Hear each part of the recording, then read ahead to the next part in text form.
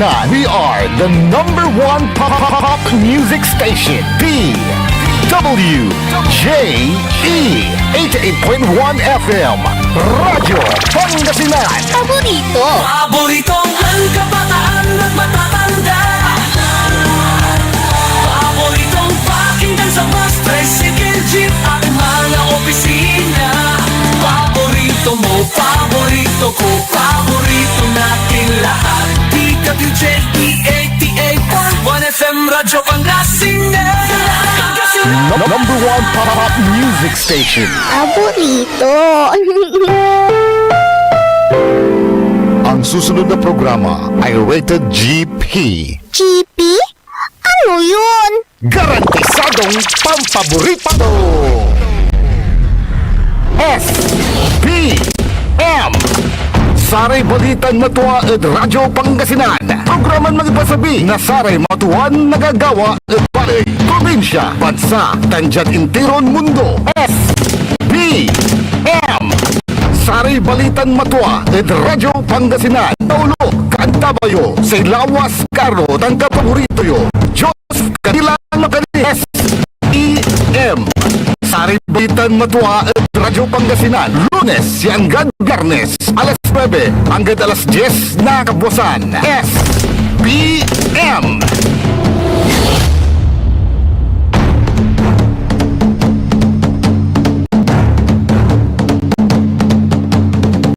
Masigsiglat ang mabunan agaw na Lunes, Pangasinan, Dagupan.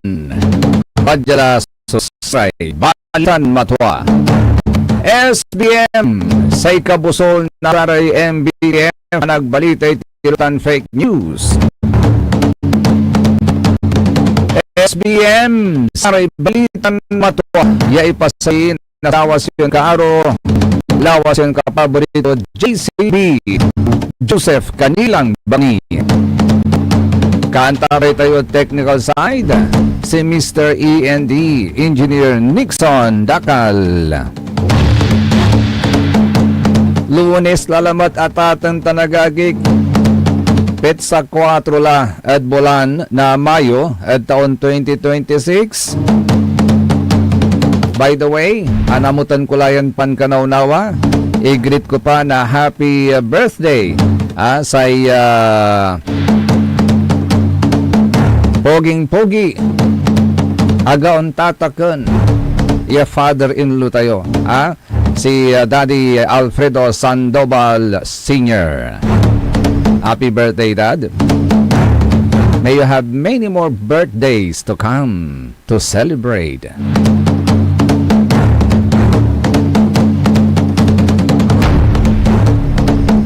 Jay Sonsa nagpiyansa na matapos itinama ng korte ang Pasay City Regional Trial Court Branch 118 na naunang nagpahayag na hindi maaring piyansahan ang kanyang kaso. Nang yata tang tanagagi ka? Ano nga ba yung cyber libel in the Philippines? Ito pong cyber libel in the Philippines is defined under Section 4, Paragraph C, Paragraph 4 of Republic Act No. 10175 o yung tinatawag po nating Cybercrime Prevention Act of 2012 na kung saan ito po yung public and malicious imitation of a crime, of a vice, defect, or act tending to cause dishonor committed through a computer system.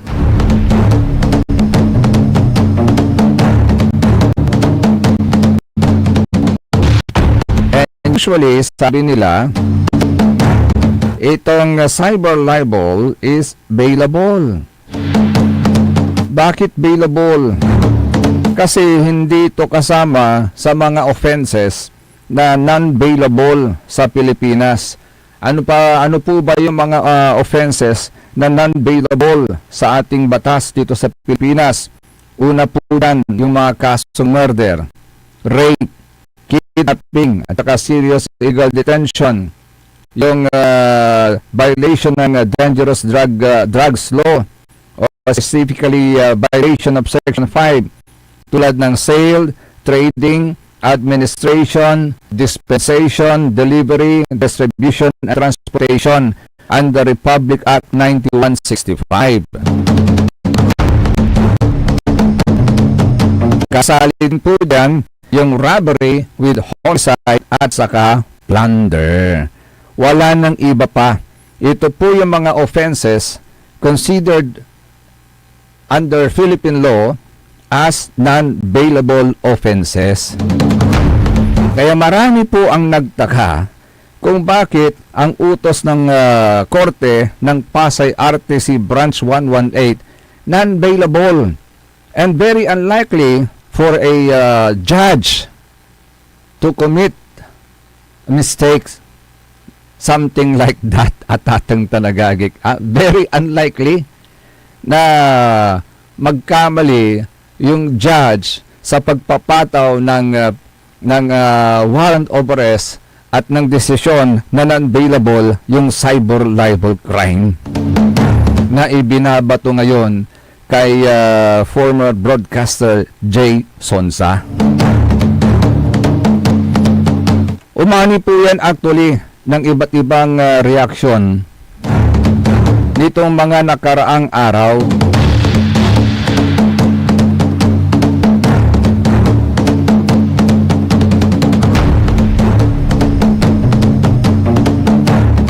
Lalong-lalo na at saray matalisiw, Iran abogado at ating tanagagik.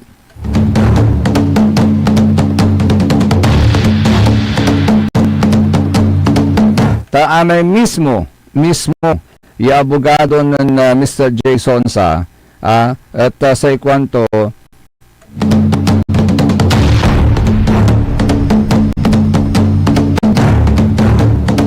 wala may imbagat to at ating tanagagik word. Ano po ko dyan tapyan na amay direkta na may non-tuman niya talaga imbagat to at si katuman so nabitla tayo agauntan. Si katuman so bitlan tayo. Tabali-bali man simpang imbagat to at ating tanagagik bali-bali man. Walay mangibaba jaraya so agawad kin Jason sa this is something that is not normal. Doon na lang sa sinabing non-bailable, sinasabi nila ang kaso ni Sonsa na nakangkla sa Cybercrime Prevention Act of 2012 ay karaniwang may piyansa. Bakit biglang wala? Secondly, sino ba ang nagrereklamo? Wala hong binanggit na nagrereklamo. Walang tunay na nagreklamo. Di ho ba dapat umaaksyon ng NBI kapag ka may reklamo? At sinasabi rin sa utos ng korte na may reklamo at kung sino yung nagreklamo. Agaw tanatatong tanagagik, si katuman so basis ng samay, pangipawaydan na say warrant of arrest. So sinasabi dito ngayon, walang tunay na nagreklamo. Sa cyber libel, dapat ang agrabyado ang complainant sa ilalim ng Revised Penal Code of the Philippines. Pero sa kaso ni Sonsa, NBI ang naghain? NBI ba talaga ang naghain? Nasaan ang agrabyado na siyang dapat nagreklamo? Bakit ang NBI? Okay. Doon sa manner of pagkakaaresto kay Sonsa, gabi nangyari. Ang patakaran ng Department of Justice, sinasabi nila ngayon, dapat daytime ang arrest. Bakit minadali ang pag-aresto sa dilim? So meron silang tatlong tanong na dapat malinawan tayo. Bakit nawala ang piyansa? Bakit walang complainant? Bakit ang NBI ang complainant? Mali ang complainant. Kasi ang NBI, tagapagpatupad lang ng batas. No anto may imbaga ng korte, gawin da. No wala ray krimen niya nagagawa, gawin da. Pero hindi sila ang complainant. Pangatlo, questionable ang timing. Iyon ang tanong ngayon. Kasi kung datatong tanagagik, kung ganito na ang sistema, kwanda, this is their fear. Pwede kang kasuhan kahit walang direktang biktima.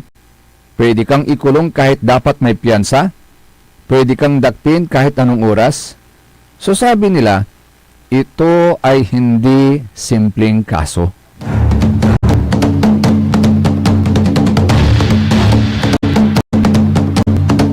Si Katutan, si Babadata itong tanagagik, ito ay hindi simpleng kaso. Kasi nasabi nila, NBI, sabi ng abogado ni Mr. J. Sonsa, ang NBI cannot be the complainant of cyber libel of the case.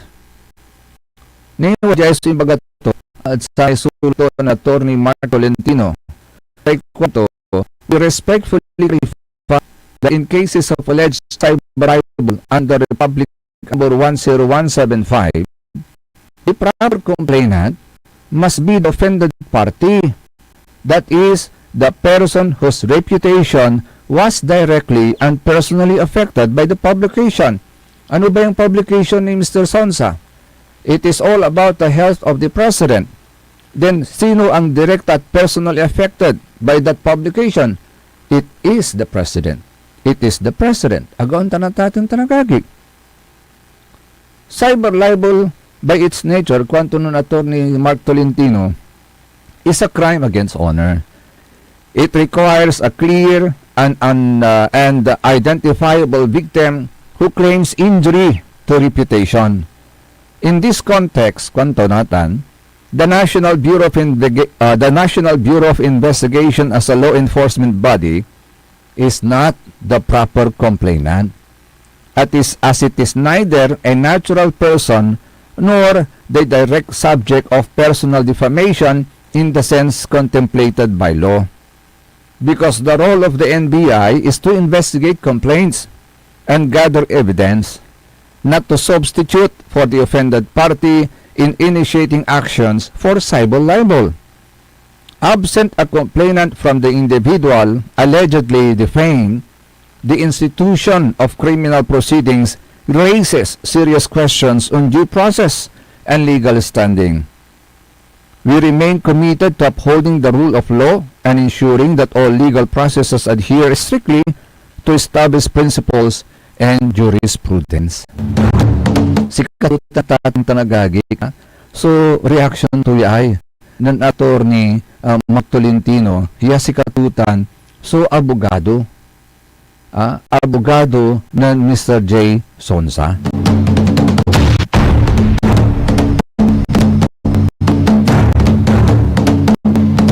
Kaya sa sekunda makapakalaw. Makapakalaw at atong tanagagig. No say prinsipyo da at say panangisirbi dapat na warrant of arrest during daytime, not nighttime. Kasi no available may kaso, give the accused, wala lang may prinsipyo tayo the accused is presumed innocent till proven otherwise. Agontan. So, kung kaso niya is available, give him the chance that due process, the right to post bail. So, do I rest ang laki kanso iba data tanagagi. Tanong takapan post na bail to mat. Agantan. Sika babaga. Natano inarumod labi, there is something to it. Walay ibabagatutan. Yan yung kanilang ikinababahala. Kasi ito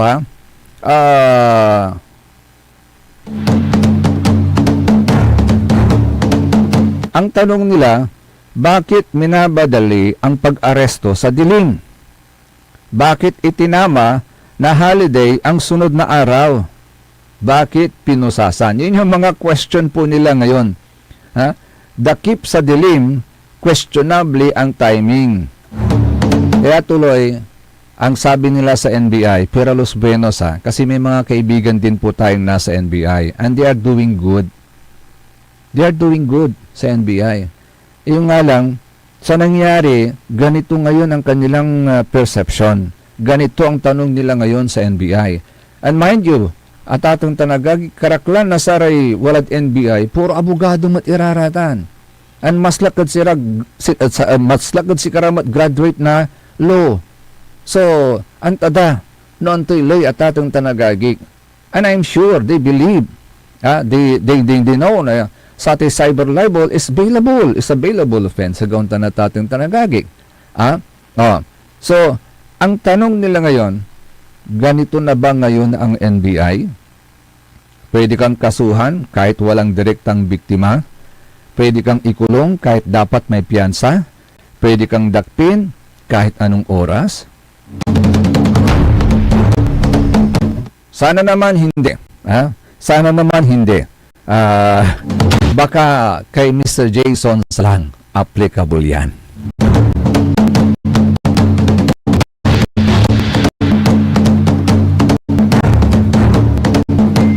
Umani kasi ng iba't ibang reaction yan eh. Sabi nga nila, and it's even very unlikely for a judge, no, a member of the judiciary to commit mistake. Simpleng mistake po yan. Pero ang sabi naman nila, may nabasa naman tayo, although pwede namang i-correct. So human as we are, sabi nga naman nila, prone to commit mistakes naman po tayo, human as we are. Ano ha? Kaya siguro kinorek ng judge na pagtanto niya na yung kanyang naging decision.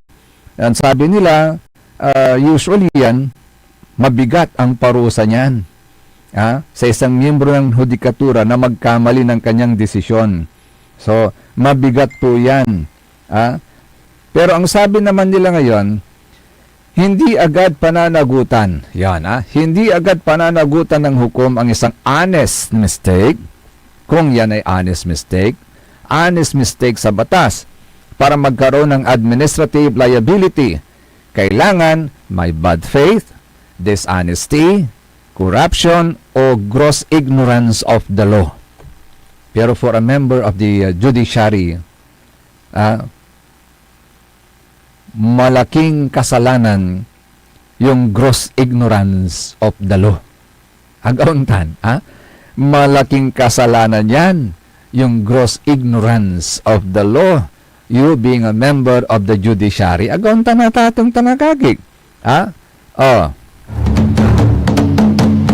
Pero sa kwando mo alante, pero kung agad na kinorek ng hukom ang non-bailable notation at nagtakda ng tamang bail na 10,000 pesos, hindi ito agad administratively punishable. May liability lang kung may gross ignorance o grave abuse na nagdulot ng unjustified detention.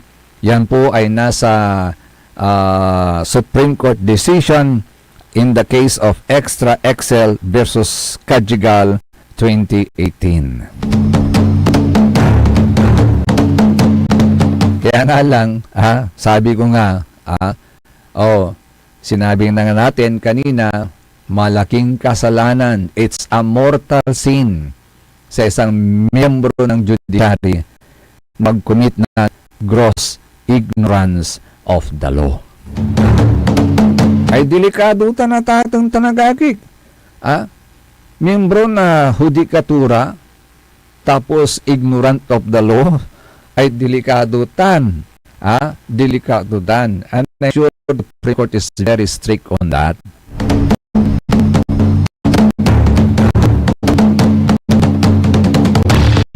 So ngayong araw, harap sa korte, si Mr. Sonsa, tignan natin kung anong sasabihin paliwanag ng korte bilang ang kanyang desisyon ay non-bailable.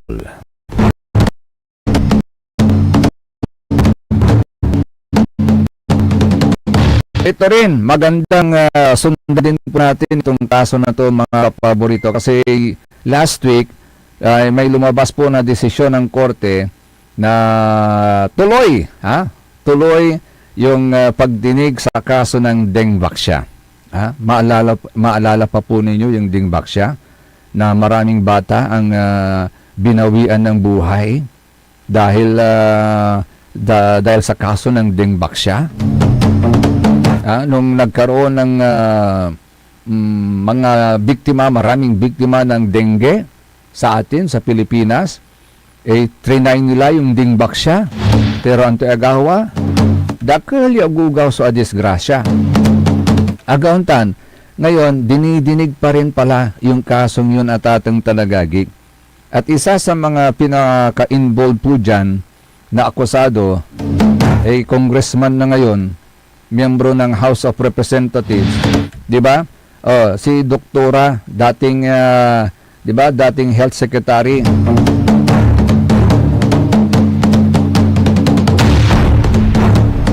Ano na ba yung pangalan ni dating Secretary of Health? Na ngayon congressman na, mahalot ya kalaban ng Meow Meow. Mahalot ya kalaban to ng Meow Meow. Tapapo kalti Meow Meow. Yung miyembro na House of Representatives. Kabusulton maong si Meow Meow. Ninya ini sa ikwan na sa korte atatang tanagagik matapos ang ilang taong pagkaantala at mga labanang legal. Uusad na sa wakas ang kontrobersyal na mga kaso ng Deng Baxia. Matapos tanggihan ng isang hukuman sa Quezon City ang mga pagtatangkang ipabasura ang mga ito na nagbigay ng panibagong pag-asa sa mga pamilyang matagal nang naghihintay ng kasagutan. Abayag, agi. Ito singa agelay very elusive yakwanda. Yung hostisya sa Pilipinas, very elusive. Ito may elusive, may hirap ya urulun. Agauntan. Sa isang kautusan na may petsang Abril 28, 2026, itinanggi ni Judge Michael Ken De Jesus ng Regional Trial Branch 102 ang mga mosyon na inihay ng dapat kalihim ng Dalusugan at ngayon kinatawan ng Iloilo na si Janet Garin yon at ng kanyang mga kapakusado dahil wala umanong sapat na batayan ng kanilang maargumento. Sa sentro ng dependa ay ang double jeopardy o ang pahayag na muli raw nililiti sa mga akusado para sa parehong mga kasong dati nang ibinasura. Iginiit ng depensa ng 35 na kasong kasalukuyang nasa korte ay kapareho lamang ng naunang 8 kaso na ibinasura ng ibang hukom. Ngunit, mariing hindi sumang-ayon ang hukuman. Pinaliwanag ni Judge De Jesus na hindi sakop ng sitwasyong ito ang tinatawag na Ebier Doctrine na ginamit ng depensa bilang batayan. Itinuro niya ang mahalagang kaibahan habang ang kasong Ebier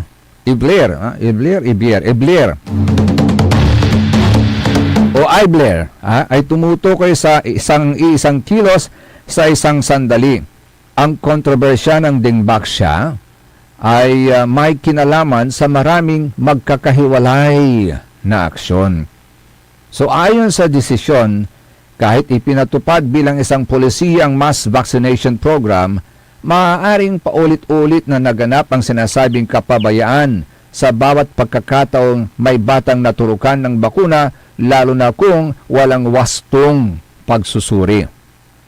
Mas mahalaga, binigyang diin ng hukom na natatangi ang bawat kaso ng bata.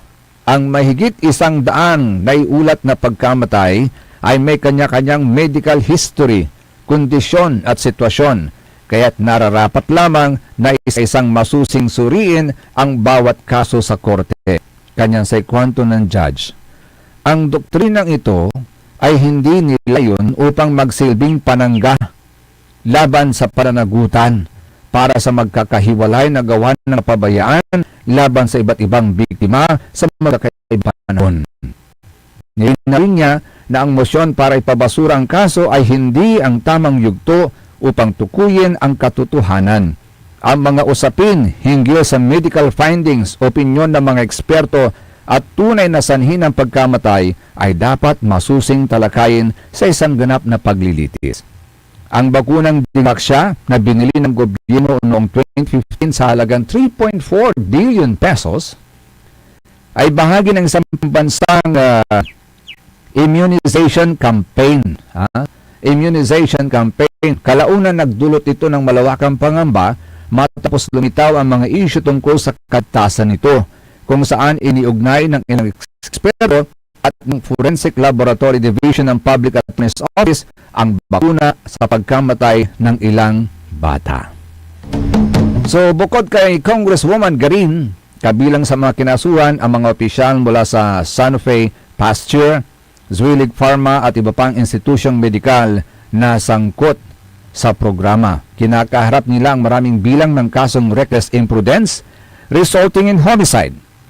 Pati na rin ang mga kasong sibil na isinampa ng mga naulilang pamilya na patuloy na naghahanap ng hustisya sa tulong ng Public Attorney's Office sa pamumuno ni Presida Rueda Acosta. Ito yung matapang na abogada ng Public Attorney's Office. So sana nga makamtan din ng mga pamilya ng mga batang ito ang hustisya. SBM, Saray Balitan Matwa. Puntulay kaya rin ni Nasarian Pakabat Tan Paimano. Ang puta-putang Iren Balita. Huwag niyo kong subukan. I am sorry. Kung walang kurap, walang mahirap. My God, I hate drugs. Hiya naman kayo sa inyong kapwa Pilipino. Ang puta-putang Iren Sunata. Son, ang puta-putang Iren Impormasyon.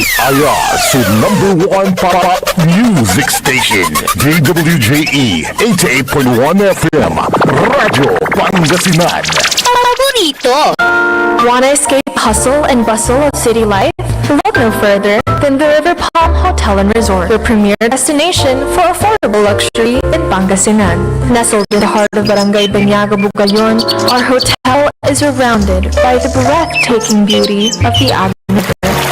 Our haven comfort embodies the essence of Southeast Asian hospitality. Whether you're seeking a romantic getaway, a family vacation, or just a peaceful retreat, the River Palm Hotel and Resort is the perfect choice. So what are you waiting for? Book a tranquil experience where unforgettable memories are waiting to be made. For reservation and more information, visit our Facebook page, River Palm Hotel and Resort. Your home by the river awaits you. Ngayong 2025 ay ang ika-100 taon ng bibigay serbisyong pangkalusugan ng Region 1 Medical Center bilang isa ng 1,500 bed capacity na ospital.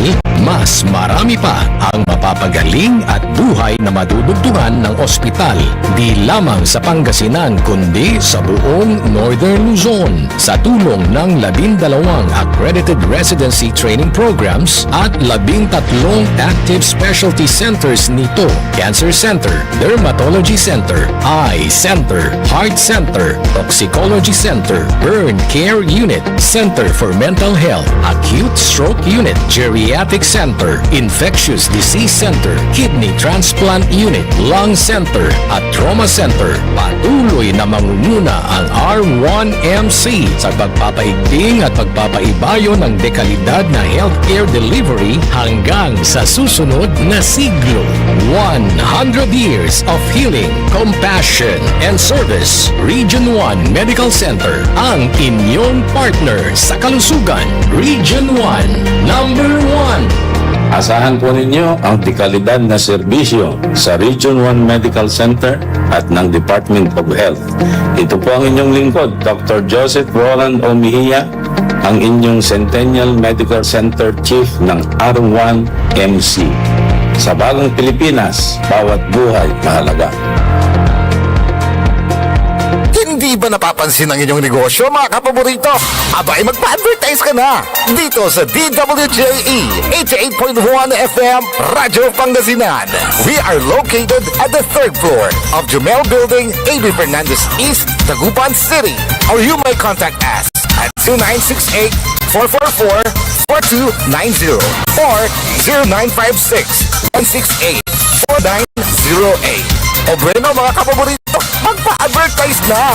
This is DWJE 88.1 FM Radio Pangasinan, whose sole mission is to inform, to educate, to entertain, delivering to all Pangasinenses news that is true, public service that is sincere, commentary that is fair, and entertainment that is proudly Pangasinense.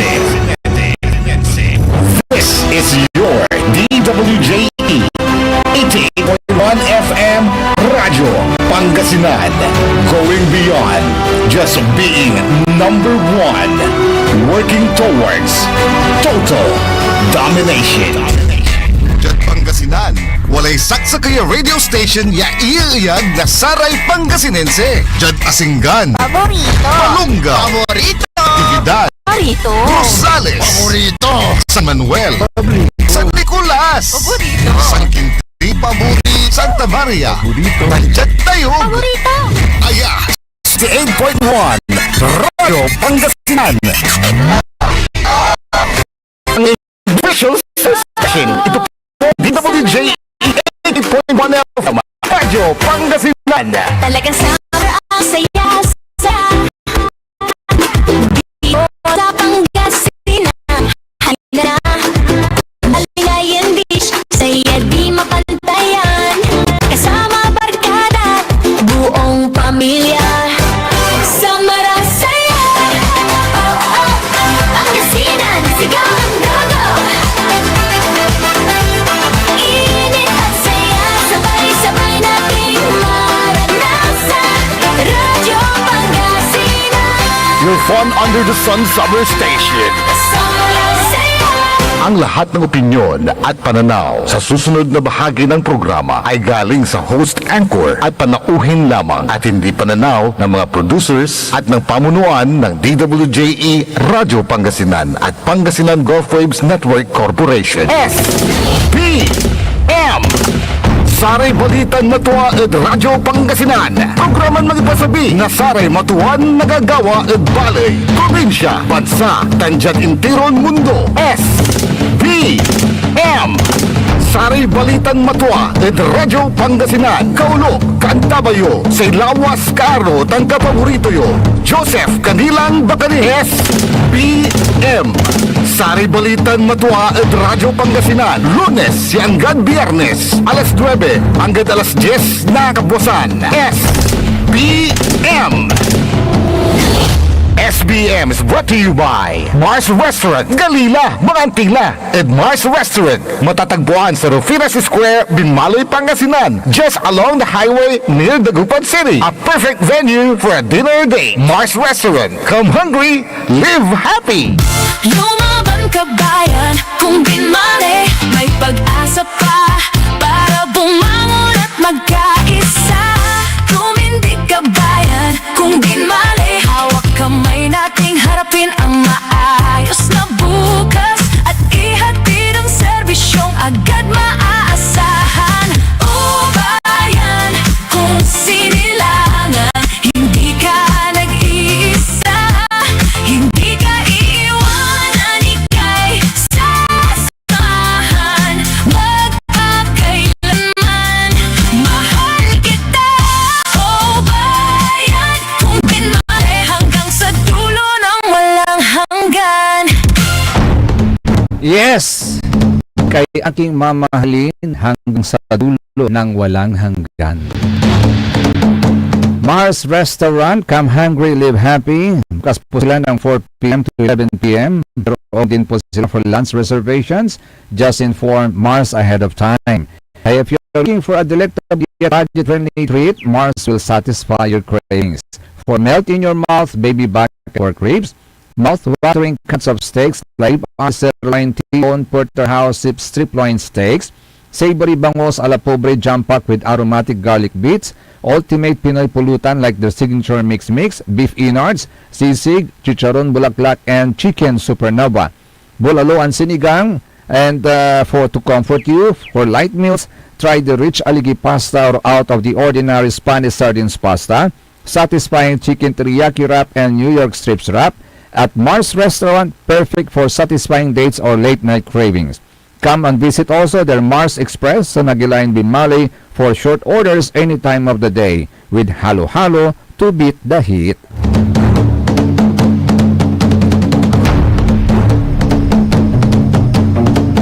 Naibigay na ba ang mga birthday gifts ng mga senior citizen? Likna ay binmali na tayo, ha? Sa ikwanda atatang tanagagik, mauna yata yung mga centenarian. Pero sa itapat dari senior citizen, Mr. President, hindi ba pwedeng sabay? Para lahat masaya? Di ba pwedeng sabay, Mr. President? Para lahat ng senior citizen ay masaya naman, especially this month of May? Matagal na kaming naghihintay. Enero, Pebrero, Marso, Abril, Mayo. Mayo la. May birthday kasumpala nun Enero ne. Siyak nun Pebrero ne.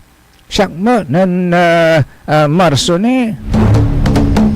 Pitalaran dala, gaylay bayag ko na. Pero tama ba yung narinig natin na up to May 15 na lang yung mga existence ng mga fish pen sa bayan ng Binmaley? Kasi overdue na po yan, sa totoo lang mga kapaborito, long overdue na po yan. Kung matatandaan po ninyo, naglabas po sila ng direktiba noong March 15. March 15 nanto this is kwanto jatatong tanagagik, this is itong muling binigyang diin ng lokal na pamahalaan ng Binmaley ang batas gaya ng Republic Act 8550 amended the Republic Act 10654 o ang Philippine Fisheries Code of 1998, ang Government Code of 1991 na nagsasaang pagbabawal sa paglalagay ng mga fish cage, coral at iba pang katulad mga basa ng municipal water, mali na lamang kung ito ay mayo ay malam at agan ng LGU. Kaugnay nito, muling iginiit ng LGU Binmaley ang istriktong pagpapatupad ng Executive Order No. 36 Series of 2023 na nag-uutos sa mga punong barangay na manguna sa pagbabaklas ng mga nabanggit na strukturang maaring nakaharang sa mga navigation buffer zones ng Binmaley River. At kung matatandaan po ninyo, may nakapaskil po doon. This is notice to the public. Okay, Republic of the Philippines, Province of Pangasinan, Municipality of Binmaley. Notice to the public. This is to reiterate the strict implementation of Executive Order No. 36 Series of 2023 directing all barangay captains to lead the dismantling and removal of fish pens, fish cages, and fish corrals, and other fishing structures that obstruct navigation buffer zones along the Binmaley River. Pursuant to Republic Act No. 8550 as amended by Republic Act No. 10654 or the Philippine Fisheries Code of 1998, particularly Section 51 and Section 87, it is unlawful for any person to exploit, occupy, culture, or operate fish pens, fish cages, fish corrals, or similar structures without a valid license, lease, or permit, and such structures are generally prohibited in municipal waters unless specifically allowed by law and duly regulated by the local government unit or LGU. So sa kwanto jaya tatong tanagagik, effective May 15, 2026, all fish pens and similar illegal fishing structures in the Binmali River shall be removed and shall no longer be allowed to operate. And shall no longer be allowed to operate. So once siya inukal, hindi na kayo papayagang mag-operate uli. Okay. Failure to comply shall result in forced dismantling, confiscation of equipment, and possible legal action in accordance with existing laws and regulations. The prohibition, regulation, and removal of fish pens are anchored on Republic Act 8550 as amended by Republic Act 10654, RA 7160, PD 1067, PD 705, RA 9275, and other environmental laws which collectively empower the LGU to protect municipal waters, ensure environmental sustainability, and uphold the general welfare. So ito mga legal basis po niyo.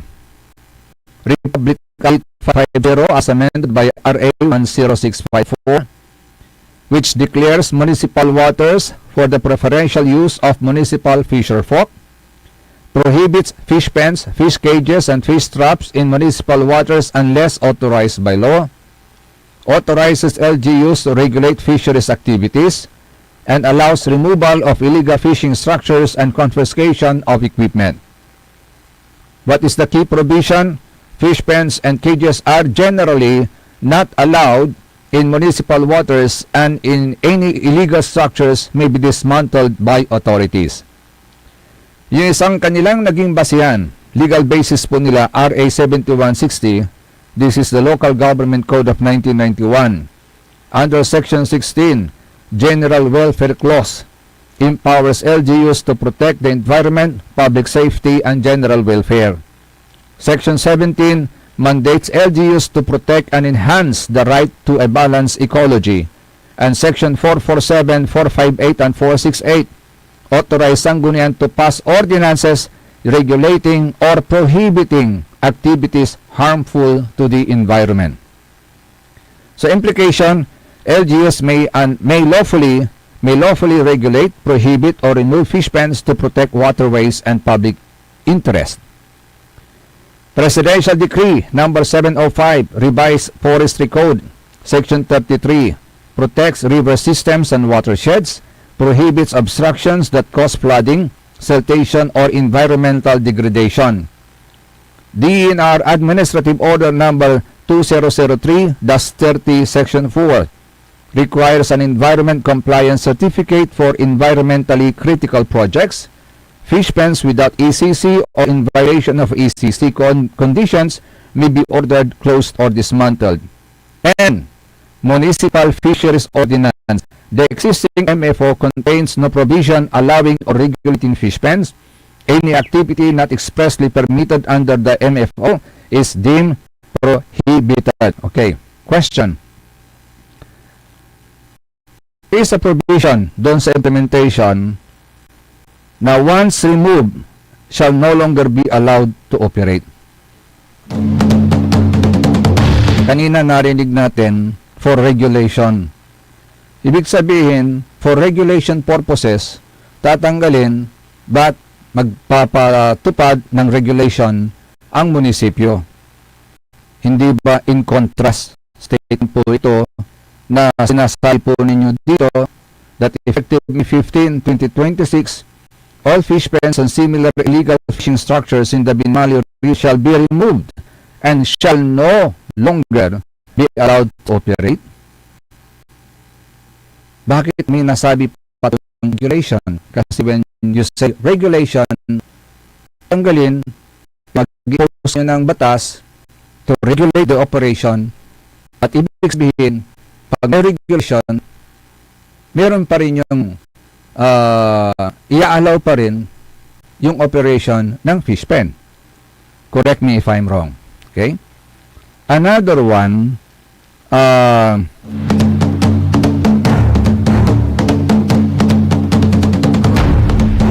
Sections 447, 458, and 468 of the Local Government Code of 1991, Republic Act 7160, authorize sanggunian to pass ordinances regulating or prohibiting activities harmful to the environment.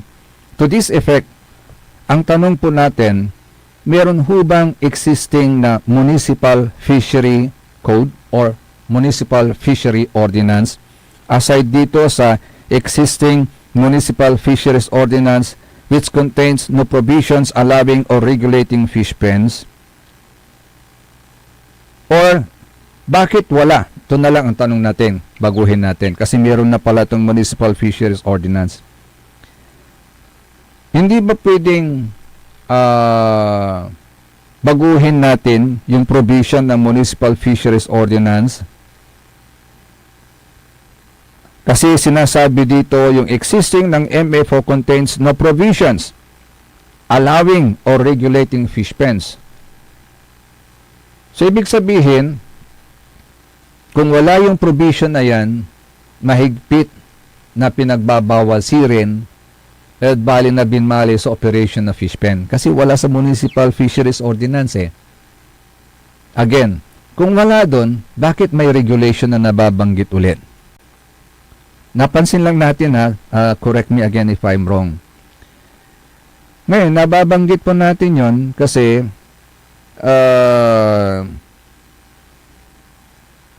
doon sa nabanggit na sinabing regulation, later on ay maniningil sila ng bayad.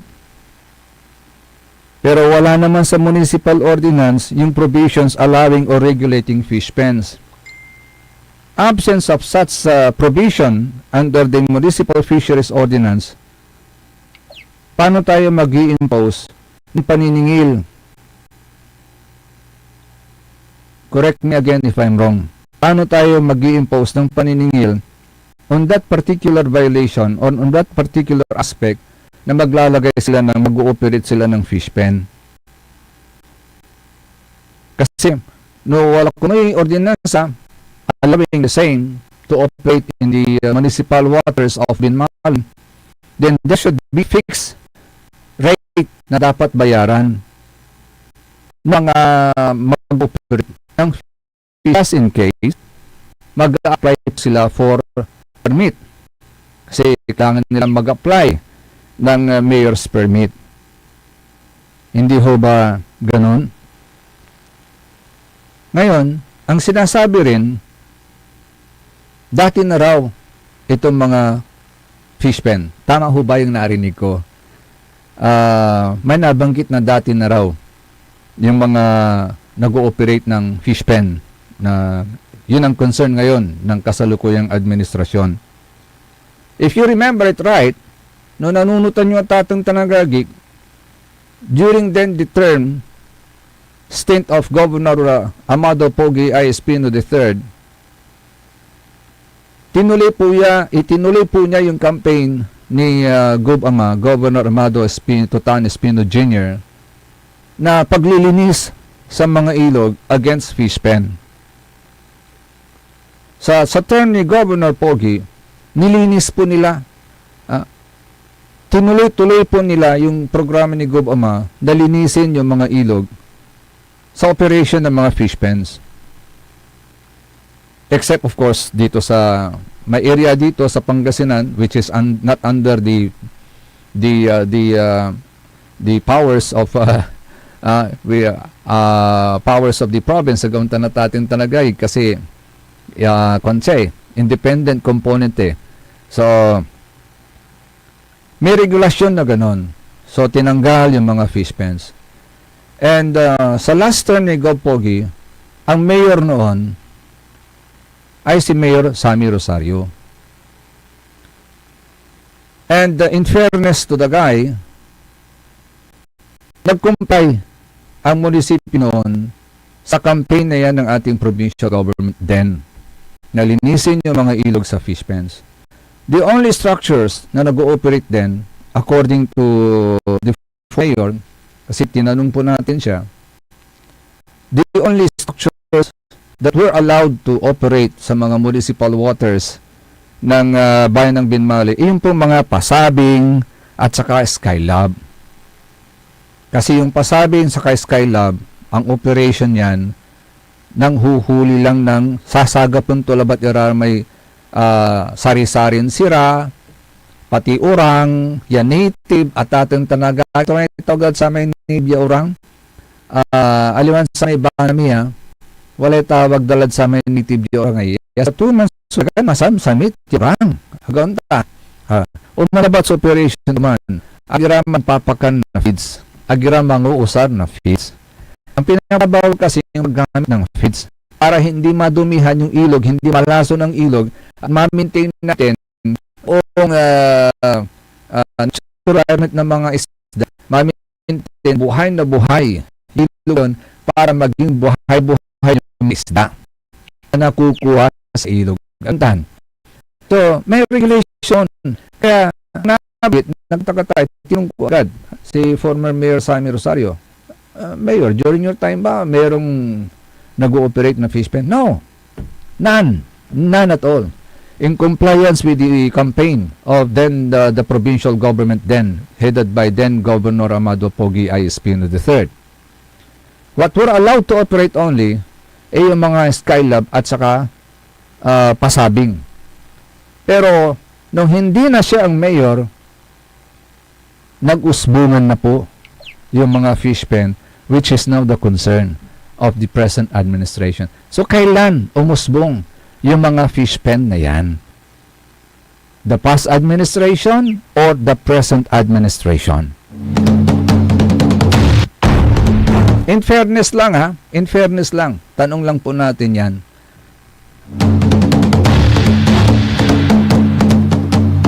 Kasi kung hindi rin po ako nagkakamali, prior to this, meron na rin pong utos ang present administration na tanggalin na yung mga fish pen na yan.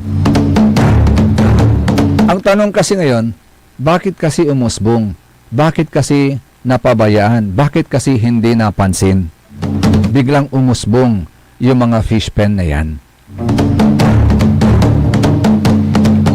May pagkukulang ba sa LGU? Hindi napansin yung biglang pag-usbong ng mga operation ng mga fish pens na yan. Pero sa atin, it's also very unlikely na hindi nila mapansin ditan laba gayaman ay sang kabantag mo agaw tanataten tanagagayaman o nagilayan man. Anto laman niya taytay? Amejad Caltex, naman na taytay, forgive my senior moments. Kasi talagang numaminsan makapuited memory sa may lugar-lugar tan ngarangaran actually. So wala may taytay ditan. Yeah, from the top di taytay, sa kaban mo lang walay man operate na fish pen. Mapapat nagya fish pen kasi kwadrado Puro kwadrado insan akalutaw. Walay float to agaw tanataten tanagagik. So, pag nakita ng kwadrado tapos na naabay, that is fish pen. Mahalata mo kasi kung Skylab, mahalata mo rin. Kung pasabing, mahalata mo rin. Magdidepende yan sa structure. So, hindi mo mapansin. Mula sa tatlong hindi pwedeng hindi mo mapansin na may fish pen doon. So, anong nangyari?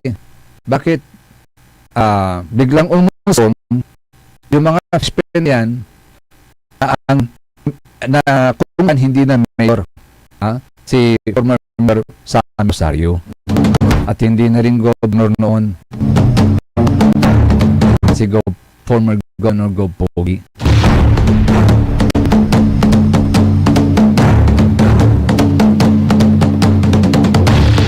But it's good to note na napansin din nila and finally may order na ganyan. Kaya lang nalilito tayo doon sa statement po ninyo na once na natanggal, hindi na pababalikin. Pero I just heard a while ago na for regulation purposes So, ibig sabihin, for regulation purposes, babalik pa rin po sila kasi parang i-regulate nyo, i-identify nyo yung lugar kung saan pwede silang mag-operate ng fish pen. So, itong notice na ito is not absolute. That effective May 15, 2026, all fish pens on similar illegal fishing structures in the Binmalio River shall be removed and shall no longer be allowed to operate. And then you are speaking of regulation. So this gun is not absolute.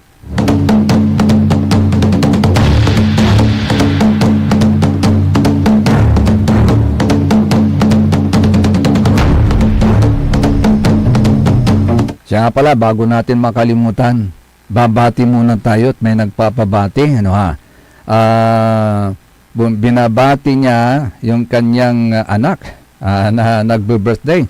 Hello, good morning kay Sir Noel Moyrong. Sabi niya, good morning po Sir Joseph. Pabati po anak ko ng happy birthday, si Jude Matthew Moyrong. Yon, happy birthday, Jude. Kay Madam Merly Macapas, good morning. Sabi niya, good morning po sir. Pabati po ng happy birthday to Kuya Wilfredo at lahat ng may birthday ng Mayo. God bless po. Oh, Kuya Wilfredo, happy birthday kwanto. Good morning, Kuya Joseph Kanilang Bakani. Sabi ni Sir Maki Mapalakapak Soriano. Good morning Sir Maki. Kay Madam Emma Lipio, sabi niya, happy birthday po Kuya Alfredo Sandoval po. Yon.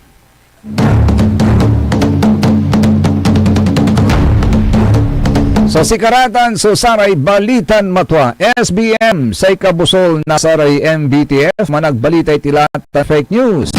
Akalo pakantabi lang mula sa ilawas yun, kaaro, lawas yung kapabalito, JCB, Joseph Kanilang Bakani.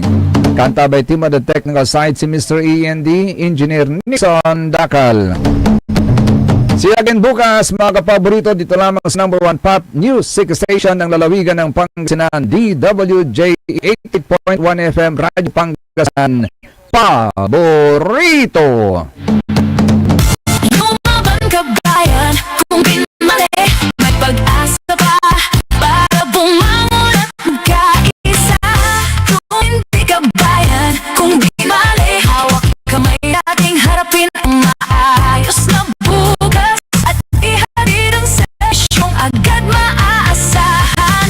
O bayan, kung sinilangan, hindi ka nag-iisa, hindi ka iiwanan, ika'y sasamahan magpakailanman. Mahal kita, o bayan, kung pinmali hanggang sa dulo ng walang hanggan. SPM Saray Balitan Matwa ed Radyo Pangasinan. Programan magpasabi na Saray Matuan nagagawa ed balay, probinsya, bansa, tanjat intiron mundo. SPM Saray Balitan Matwa ed Radyo Pangasinan. Kaulo, Kantabayo, say lawas karo tang kapaborito yo. Joseph Kanilang Bakani. SPM Saray Balitan Matwa ed Radyo Pangasinan. Lunes hanggang Biyernes, alas 9 hanggang alas 10 na kabuwasan. SPM. Tired of the stress and noise of the